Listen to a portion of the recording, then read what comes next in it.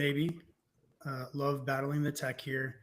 Super excited to dig back into strategy. And what I love about these Leadership Live episodes or conversations or whatever you want to call them is that at Cairn Leadership, we take these concepts, we read as much as we can about them, from interesting HBR articles to academic articles and empirical research to books to listening to podcasts. We get all these different ideas and then we pressure test them. We sit here in this room in our guide training while we're rock climbing and hiking around Mount Whitney.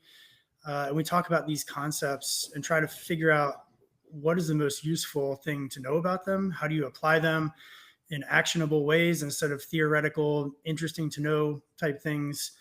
And I'm excited about having these conversations with you, Tyler, and pressure testing these ideas. So what are we talking about today? Yeah, so today we're digging into what actually is strategy and kind of continuation on the theme. We'll be talking about Michael Porter, obviously, and five forces analysis, some other definitions out there, differentiating between strategic effectiveness and operational effectiveness. And yeah, so Knight, what is strategy? Well, we're really focused on this literal article that Michael Porter wrote in 1996, I believe. What is strategy? I think it's an approach to achieve desired future outcomes. I think it's that simple. Good strategy has a lot of analysis behind it, a lot of thinking about what your potential adversary or competition is going to be doing.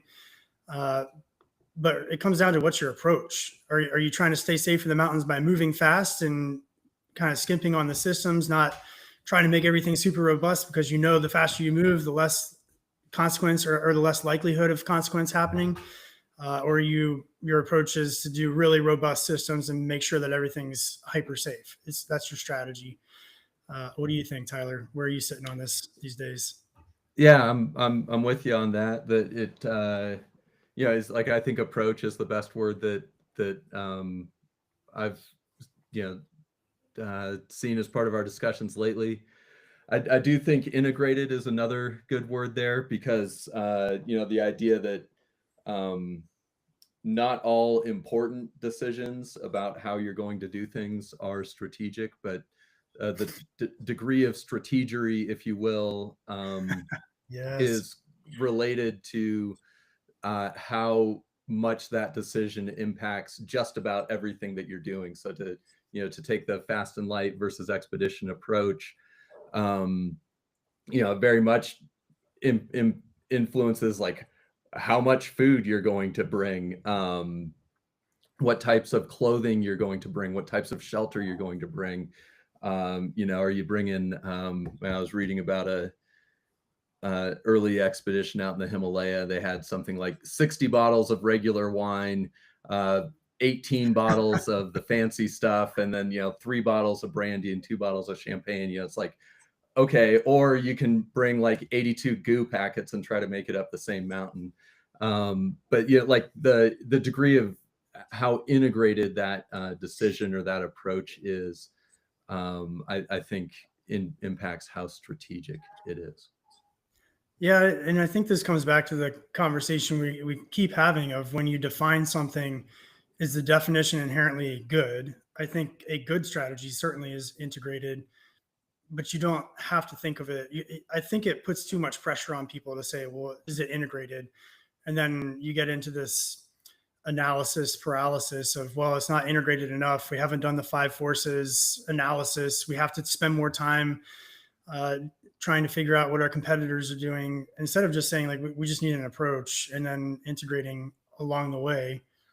And if you said, what is good strategy? Integrated, for sure. Like, you need a value proposition, you need a value chain, and that value chain, like every single thing in there should be creating value, or you should be stripping it out because it's not integrated. It's like those crazy networks that you see in Porter's book, that I still haven't fully wrapped my head around, of making sure that everything is pointing in the right direction. What do you think? Yeah, like there's a great 2x2x2 of like temporal, the degree that the decision affects you over time, the degree that decision affects you internally and then externally with regard to the competitors. And so like it's not like the this strategic approach has to be all of those things, but the degree to which it scores high on all three of those axes, is, you can call it more or less, not good or bad. And certainly something can be very well integrated and be a very poor strategy. It can affect all kinds, it may be even ruinous if it's affecting all of those things and it's a poor strategy. So I do think there's a difference there between how integrated it is and whether or not it's good or bad. Yeah. But it, yeah, the, going straight to the article, like, what do you think about the article? What do you like about it? What would you see differently? Yeah, and honestly, I'm using this book, Understanding Michael Porter, to understand the article more. I think it's pretty deep. I wish starting this business, even, I had a firmer grasp on this idea of strategy and value creation. And I think that's the essence of Porter. He's saying strategy is how much value can you create and capture. He talks a lot about operational effectiveness and how that's not strategy. And I'm super interested in getting into, like, is it or is it not? A great example of Toyota. But if everybody is striving toward operational effectiveness and everybody is getting better and better at creating value, then the customer captures all that value. You can't differentiate and charge more for what you're offering because everybody else is doing the same best practices. And that's, I think, the essence of what Michael Porter is saying in what is strategy. We think of strategy as, well, we're going to use best practices to outcompete, and we even said this in one iteration of our vision for this company at Cairn Leadership, we will be the best leadership development. And Michael Porter would say, no, if there was a best, everyone would try to be the best, and you would all end up competing on price, and the whole industry would be bad. We want to be the best leadership development for people who want to be innovative, want to get outdoors, want to do and think differently, and want to use that outdoors experience as a catalyst to train their people. There are other options for other people who want different things, and that is good. That's where I'm sitting. What are you thinking now? Yeah, like I'm with you that there's, to say the best is just like almost counterproductive because it's like compared to what and for whom, which is where you really have to start talking about differentiation and like what is it that makes you different from everyone else, that if you're looking at Porter, helps you buttress yourself against the five forces and maybe even inside of them if there's some barrier to entry that you've found, whether it's some type of intellectual property or a patent of some type, that hey, like no one else is going to be able to play in this space because there's a gigantic wall between everyone else and this market that we've created because we differentiated ourselves with with this unique feature that we have. A big challenge that I do have with just Porter's approach is it just seems so businessy, and like, hey, it's about the Benjamins and kind of thing, which I think he'd probably push back on, because value can exist in a lot of forms other than just dollar signs. And if you are, if there's a business and a cause or a something that you really believe in, that you really enjoy, that you found a way that provides some value for folks, but you do a five forces analysis of that industry or perhaps that approach, you're like, well, man, the forces are stacked against us. We shouldn't do it. Like, and if it's something that you really believe in, that you really enjoy, and that brings positive value to you and others, just because it isn't optimal for everyone or isn't the most profitable or value creating approach, should you do it? I'm like, I'd say no. And a great example here in San Diego, I think there are probably 100 nonprofits that serve veterans, and they're ineffective. Like they sort of serve 15 veterans here and there, and everybody's heart's in the right place, but they all have like a slightly different, we do it this way, you do it that way. But if they were able to somehow come together and create one big nonprofit, there would be much more value probably created. And you know, it's a red ocean or whatever in terms of nonprofit. I don't think Michael Porter would push back on that. I think he's unabashedly, this is business. And I also think, at least in his, I mean, his book is competitive strategy. To have strategy, to care about strategy, you have to be competing against something. And I'm curious what your thoughts are. Can you create, is it a zero sum game? Can you have strategy where you're creating value across the board for everyone? Or is that just everybody's on the same team creating value? I don't know. What do you think?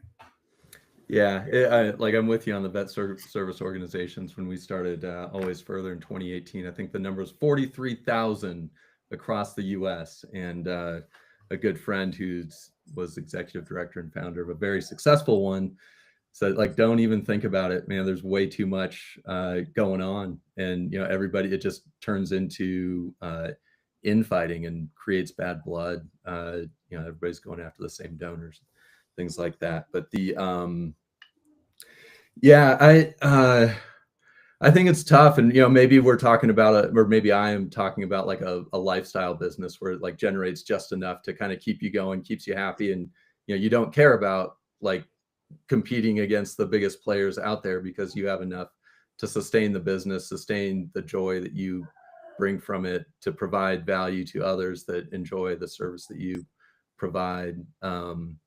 You know, I think that's probably different than somebody who's competing to win, which I would assume that that's the point of competing, is you're not competing to lose or competing just to get beat up inside the arena. Yeah, so like I think it really kind of depends on like what your goals are for the business then. Yeah. In thinking about outdoors, like I love the example of alpine. Are you going fast and light to mitigate risk? Or are you going slow and heavy to mitigate?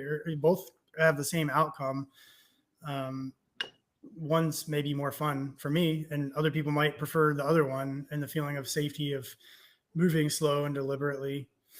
I think there's, when you start pulling the strings, like value creation, it's all about like, what are you trying to do? Are you trying to create a nonprofit that serves veterans? Like maybe, you know, I'm partial to the ones that take veterans outdoors. If you were to say like, let's lump them all together and do what's best for veterans, maybe that's not what would happen, and that option would be gone for veterans. So it's about the value creation. And you could say like, we just did a backpacking trip with some friends this weekend. Like, what's the value we're trying to create? Like great memories. What are the risks or the assets that we're using? Our time, our energy, our emotional well-being as our kids gang up on us. And how are we balancing all those things? How are we spending those resources for the value that we're trying to create?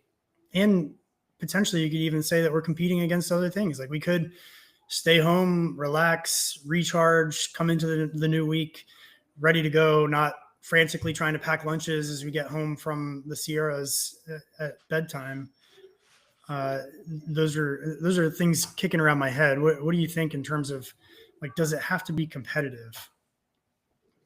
Yeah, I think that's kind of what I'm getting at. And where like Porter would say like, hey, like you're in business, you're competing. Like that's the bottom line. And it's like you may even be wasting resources, energy, everything else if you're in a place where you know that you're not going to be able to compete and win. And I suppose there's a whole rabbit hole you could follow on that in terms of a lot of the like fast fashion or tech with planned obsolescence, that like, you know, maybe this is all just like a waste of, you know, not just a company or corporation's resources, but the resources we have here on Earth. So yeah, like, but I think it comes down to like defining the value creation that may not always be dollars and cents, but paying attention, kind of like to your point of of that service organization, like, hey, we're going to do this thing, and we say 15 other people doing pretty much the same thing. Do we, no kidding, have a way to differentiate ourselves? Say if you're using 5 forces as analysis, say like with regard to one of those, is there some type of advantage we have with supplies and resources we're able to acquire? Is there some sort of advantage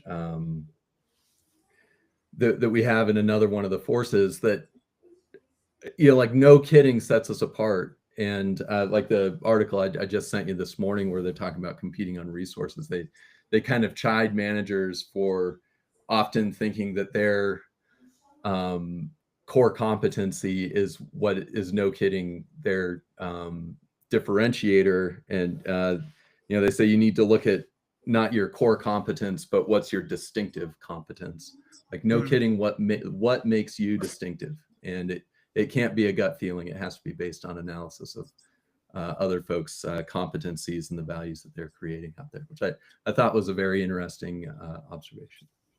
Yeah, and back to your point of integration, like companies like Southwest did really well. I think they're expanding their strategy, which is not helpful, and not staying with their original strategy of cheap, easy flights to compete with buses. But companies like Southwest integrate everything. So you can try to copy, like, oh, we're going to do quick, fast flights and charge less. But if it's not integrated in your whole value chain, when United tries to copy it, they fall flat. And that's a really interesting, like, how do you integrate? We're talking about Toyota here, and or Japanese car makers. They apparently competed on operational effectiveness, and Porter calls them out and says, like, that's not a strategy. You could also argue on the other side, they integrate all of those different things, Kaizen, Six Sigma, all of these operational effectiveness things, in a way that is really hard, and has proven to be really hard for other car companies to copy. And that they're not competing on operational effectiveness. They're competing on, we're creating a cheap, durable, good quality product, car. Toyota doesn't make any high-end Lamborghinis or Ferraris. Like, they just don't. It's all focused on that, and it's all integrated across the board, from like the first bolt to the sales floor. So it's how much is your thing integrated? You could be doing things that look obvious, but if other people try to copy it, they can't actually do it because they're not integrated. Yeah, and I'd say, to your point, like, integrating well also, because it's like, I do think that we could probably like brainstorm or spitball a case where somebody tried to integrate something and it didn't work out, and it actually ruined several, like, because it was so integrated, it maybe even led to downfall, perhaps. And act like kind of makes me think of like culture in a way that like, certainly Toyota built a culture around like, this is how we build automobiles, and they had to change some pretty substantial cultures in the United States and the American manufacturing plants. But that like, yeah, I apologize, I sprung it on you, but that competing on resources, they do talk about culture as a resource, as a differentiator. And you think of maybe a place like Enron. I mean, like, my memory's foggy, but certainly there's a culture of like cutting corners and getting the thing done, even if it's in an unethical manner.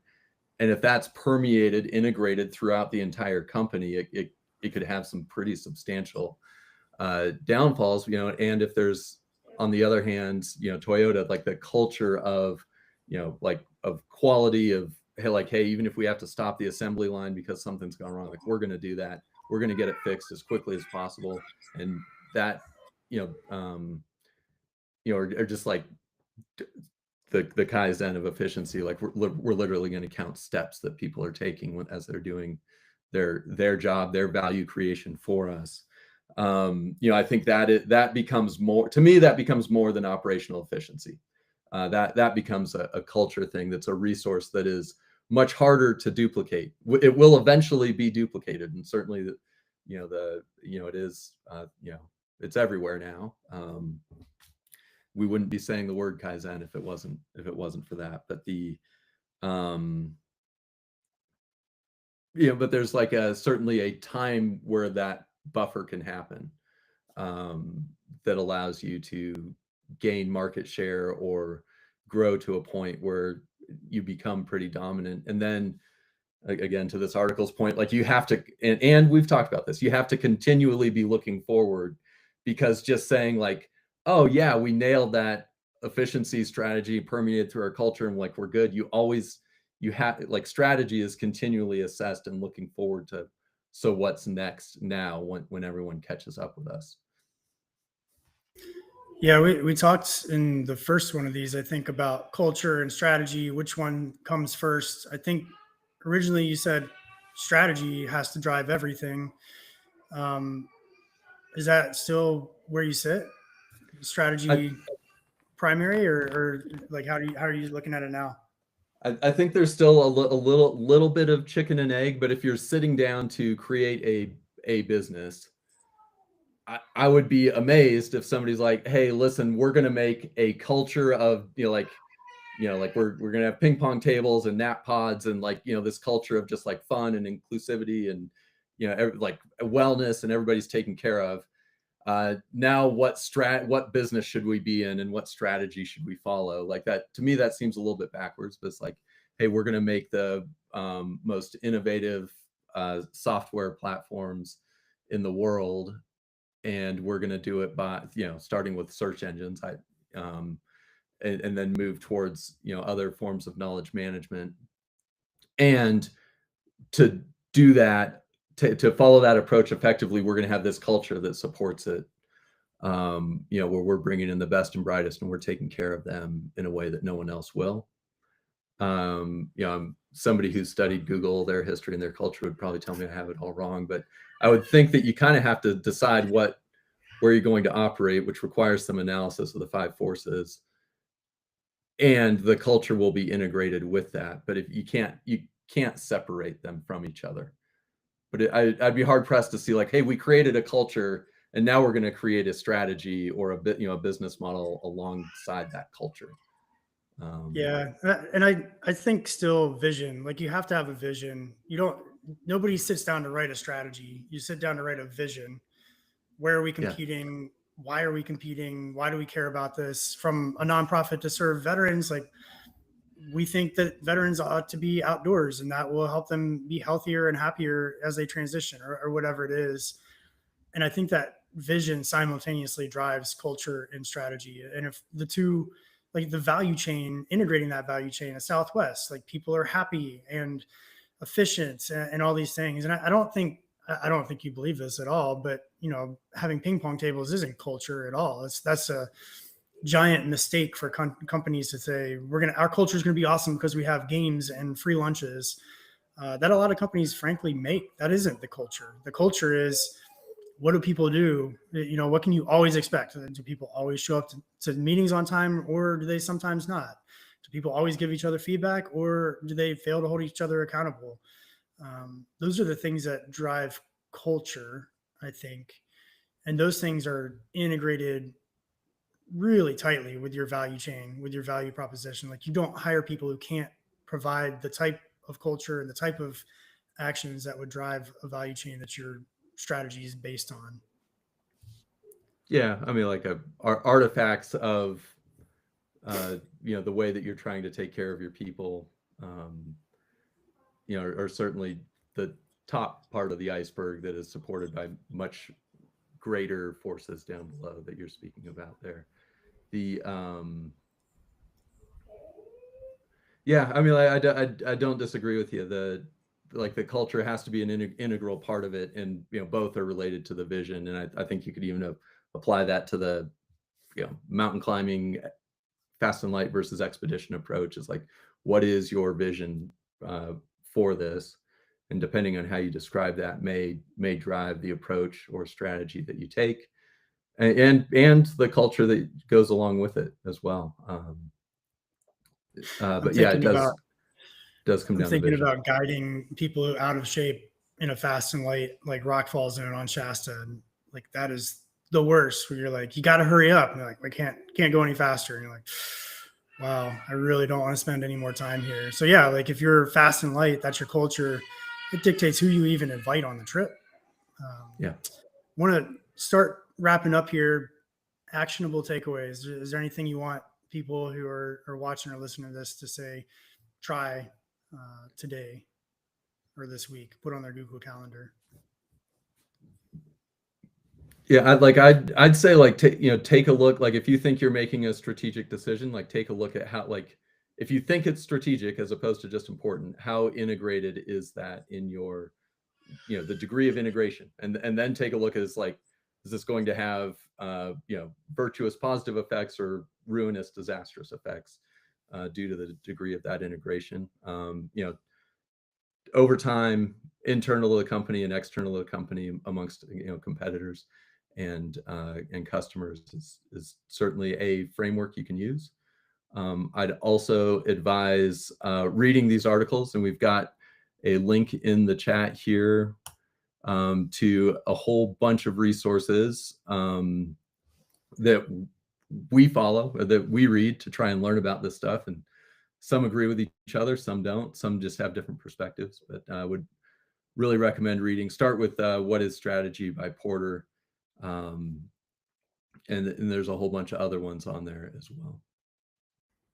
Nice. Yeah, I'll keep it simple. I think dig into your vision. We interview clients and potential clients all the time, and most people have no clue what their vision is. And we're saying right now, like, if you don't have a clear vision, it's hard to create an intentional culture. It's hard to figure out exactly what your strategy is, because you don't know the desired future end state that you're trying to create that approach for. So if you and your executive team and your people can't say, like, here's our vision, here's why we exist and where we're going, really dig into that before you try to dig into five forces and all of these other really valuable tools, because you won't perhaps be going in the right direction as you do those things. Yeah, I don't know if it got picked up in the last recording we tried to do, but you can be the complete package and still wind up at the wrong address, and you're going to get sent returned to sender. You will not be valuable. So you're absolutely right. Now you do got to make sure that you're headed in the right direction. All right. Well, I enjoy digging into these things. They are not easy. They're complicated, complex. And the more we think about and talk about these things, the more clearly we can present them to you, so that you can take them and run with them, instead of having to read through 20 HBR articles and a bunch of books. Appreciate your time today, Tyler, and I hope people find this helpful.